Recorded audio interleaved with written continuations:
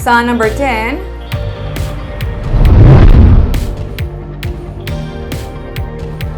ginahaylo ni Negros Occidental Governor Eugenio Jose Lacson ang mga local government units nga magpakigbahin sa Masskara sa Panaad.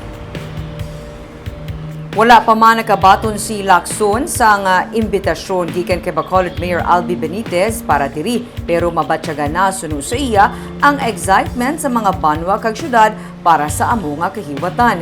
Mahimo nga wala man sang may napain nga pondo diri ang mga LGU, pero nagalaom si Lacson nga mapangitaan sang source of fund ang amo nga tinutuyo.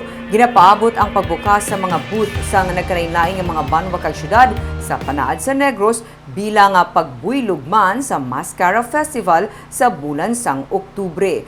Padayon pa ang pagplano sa ginalantaw nga collaboration sang syudad kag probinsya. It's just that I've not yet received an invitation from Mayor Albi. Okay.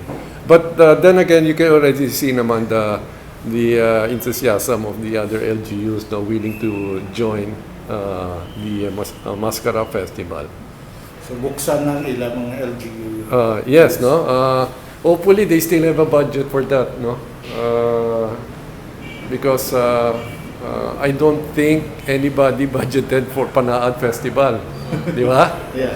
So I hope they can find sources for them to open